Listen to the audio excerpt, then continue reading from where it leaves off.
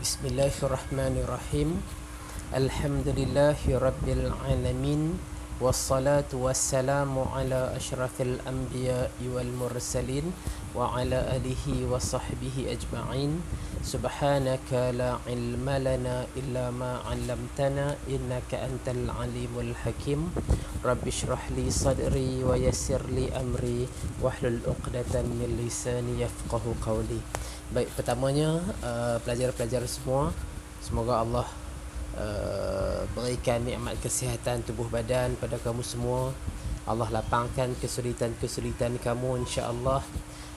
Mudah-mudahan dalam kita masih lagi berada di bulan Ramadan ni, Allah beri taufik, inayah pada kita untuk kita giatkan ibadah di 10 malam yang terakhir ni.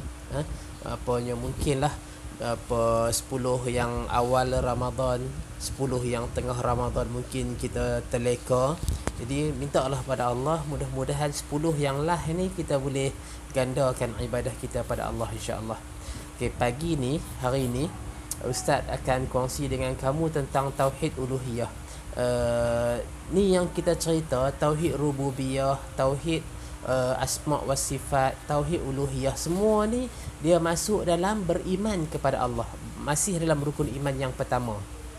Jadi dalam bab beriman kepada Allah ni, untuk nak mudah kita faham, untuk nak mudah kita nampak, dalam bab beriman kepada Allah ni ada 3 perkara untuk kita nak beriman pada Allah.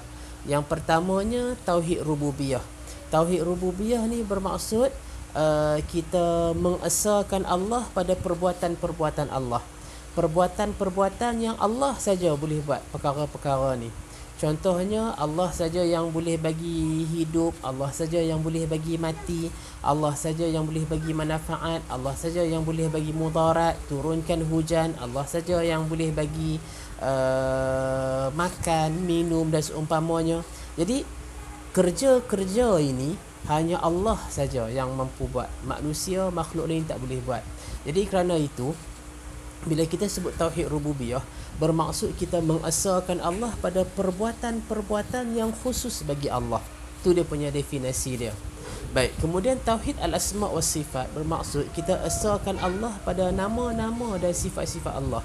Apa maksud mengesahkan Allah pada nama-nama dan sifat-sifat Allah? Bermakna kita percaya, kita yakin nama-nama yang Allah sebut dalam Quran, nama-nama yang Nabi sebut, sifat-sifat Allah yang ada dalam Quran, sifat-sifat Allah yang Nabi sebut, sifat-sifat ini adalah sifat yang khusus bagi Allah. Walaupun mungkin sebagaimana yang Ustaz cerita pada kamu apanya dalam pelajaran yang lepas, Allah Maha melihat, manusia juga melihat, haiwan juga melihat, jin, malaikat juga melihat. Jadi walaupun ada persamaan dari segi sifat, Allah Maha melihat, manusia juga melihat.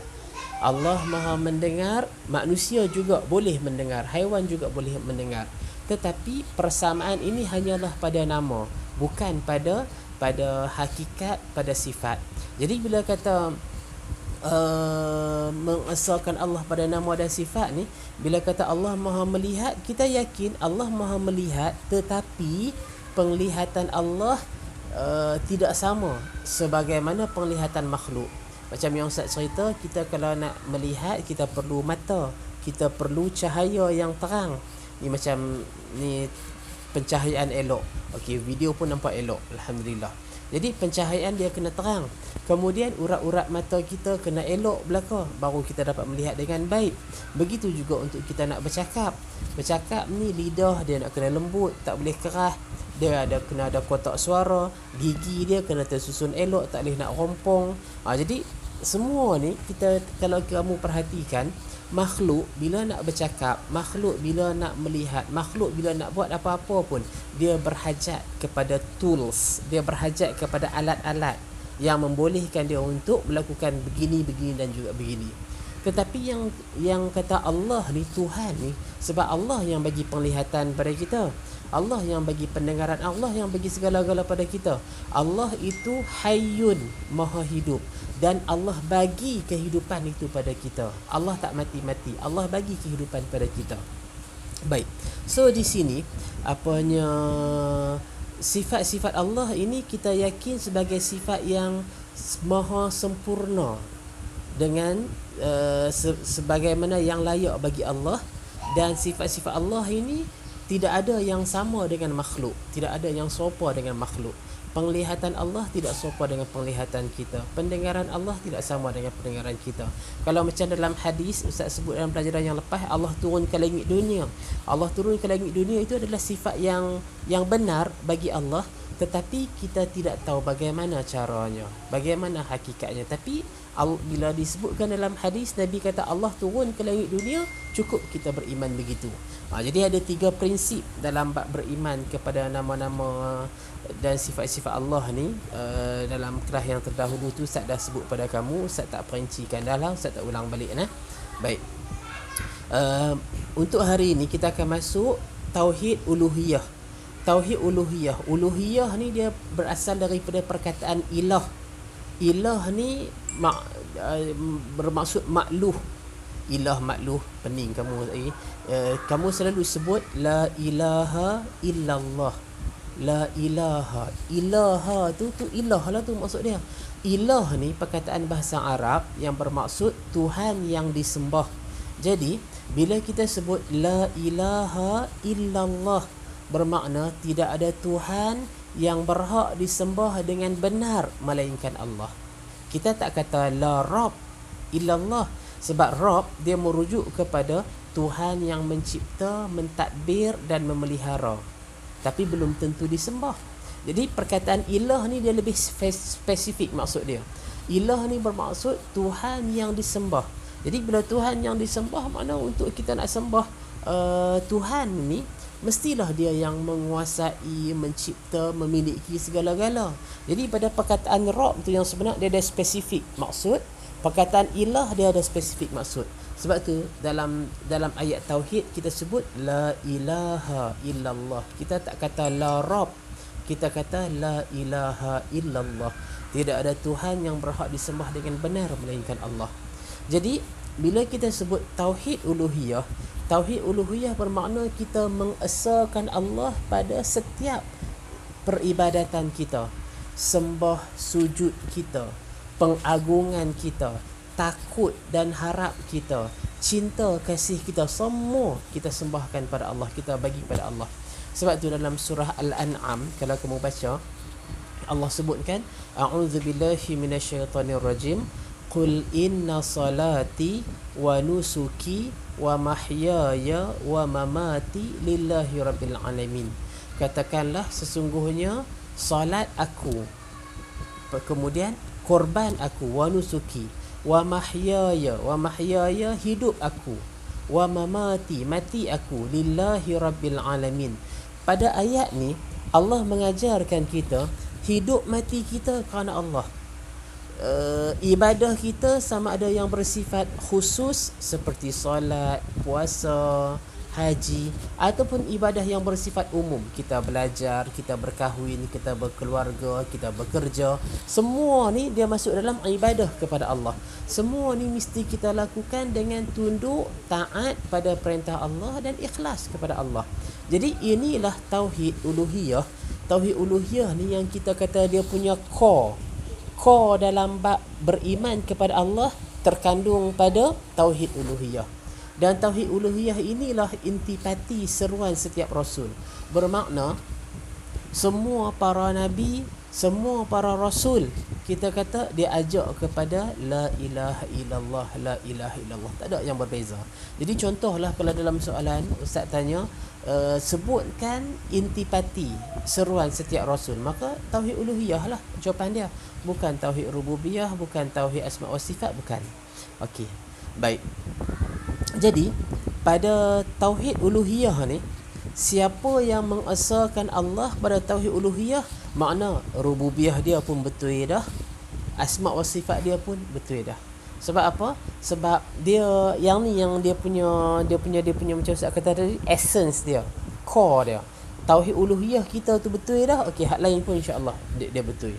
Baik, tauhid uluhiyah ni Ustaz nak sebutkan pada kamu, bila kita kata la ilaha illallah, Dalam hadis Nabi, kamu boleh baca, tengok dalam nota tu, besarnya impact, besarnya manfaat kalimat la ilaha illallah.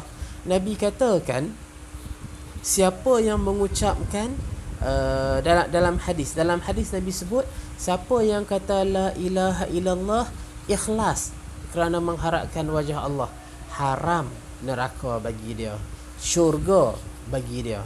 Jadi di sini ni Nabi menjanjikan pada kita, kata saja la ilaha illallah dapat syurga, kata saja la ilaha illallah haram neraka untuk orang tu. Baik, cuma apa yang Ustaz nak tarik perhatian kamu, ucapan la ilaha illallah ni dia bukan sekadar ucapan. Kalaulah semata-mata kata la ilaha illallah mudah-mudah masuk syurga, kita boleh goyang kaki, solat jaga betul ke tak jaga betul pun tak apa, tak kisah. Kita duduk couple lelaki perempuan pegang-pegang pun tak apa, tak kisah. Kita buat apa lagi? Kita buatlah perkara-perkara yang contoh yang Allah larang, tak apa, aku dah kata dah la ilaha illallah. Nabi kata kalau kata la ilaha illallah boleh masuk syurga dah. Jadi sebenarnya dia tidaklah semudah itu. Kalau kita nak dapat kebahagiaan hidup dunia, kegemilangan hidup dunia, kejayaan hidup dunia, pun bukan dengan jalan goyang kaki. Kita nak pandai pun bukan duk main dalam mimpi ilmu tu dah. Orang yang nak jadi kaya, businessman, yang kita kata millionaire belaka tu, bukan goyang kaki je tunggu duit masuk dah. Mereka bekerja, ada pengorbanan yang mereka lakukan, penat, lelah, jerit, perih tu ada. Jadi kalaulah nak dapatkan dunia ni pun bukan senang-senang untuk kita nak dapatkan dunia, syurga tu apatah lagi. Jadi jangan kita memandang kata la ilaha illallah boleh dah masuk syurga, kata la ilaha illallah dijamin dah syurga untuk kita. Tak tentu lagi dalam bab ni. So sebab tu bila kita belajar akidah, kita boleh faham agama tu dengan lebih benar. Seorang ulama ni, Wahab bin Munabbih dia kata, bukan Wahab bin Munabbih ni, dia ada orang tanya dia, bukankah kunci syurga ni kalimah la ilaha illallah? Kunci syurga ni kalimat la ilaha illallah. Wahab bin Munabbih ni kata betul, kunci syurga adalah la ilaha illallah. Tapi bila nama dia kunci ni ada gigi dia. Cuba kamu tengok kunci motor kamu, kunci kereta kamu, kunci bilik kamu, dia ada gigi dia. Bukan semua kunci kita boleh masuk dalam yang lock dia tu, lalu kita nak buka lock dia tu, tak boleh. Bukan semua kunci.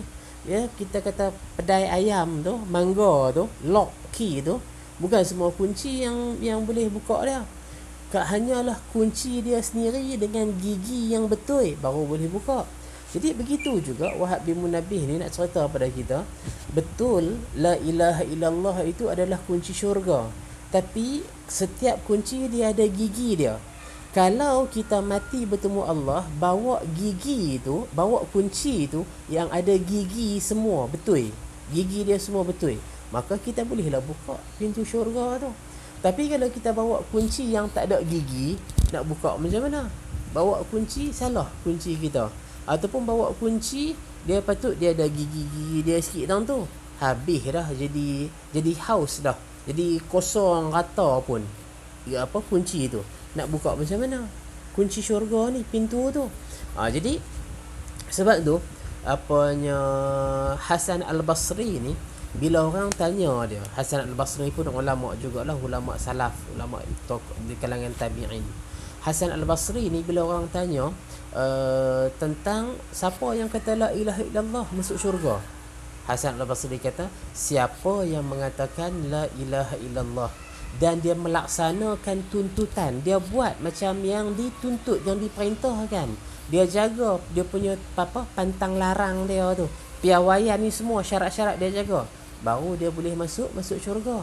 Jadi sebab tu dalam bab ni, ucapan la ilaha illallah dia ada syarat dia. Bukan senang-senang kita kata la ilaha illallah boleh dah masuk syurga, confirm dah syurga, tak tentu lagi. Sebab kalau takat kata la ilaha illallah boleh masuk syurga, berlambak orang hak boleh masuk syurga. Orang yang bukan agama Islam ni kata la ilaha illallah sudahlah. Tak semayang pun tak apa, tak tutup aurat pun tak apa, syurga tu dijamin dah. Tak sebenarnya. Jadi kamu pun, kita ustaz sendiri pun, kita masing-masing kena duk muhasabah diri. Kalau sekadar kita kata kita ni Islam, lepas tu duk mengucap 5, 6 kali, 10 kali pun, tapi kita tak melaksanakan tuntutan-tuntutan Islam, tak ketahuan juga syurga kat kita segi ni. Allah tu memang maha pengasih, maha penyayang, tapi Allah juga kita kata ada standard, ada piawaian dia nak masuk syurga ni. Bukan boleh ikut suka. Bila kita sebut la ilaha illallah, dia ada syarat untuk nak jadi kalimat ni jadi makna, jadi impact. Imam Al-Hakami dia kata ada 7 syarat. Kalau bila kita sebut la ilaha illallah ni, dia menepati syarat-syarat ni, insya-Allah kita akan dapat masuk syurga. Syarat yang pertama tu kena ada ilmu. Sebab yang ni ikrar, yang ni pengakuan. Bila kita kata la ilaha illallah, kita dengan ilmu yang kita ada, kita yakin tidak ada Tuhan yang berhak disembah, diagungkan dengan benar melainkan Allah. Maka di sini okey.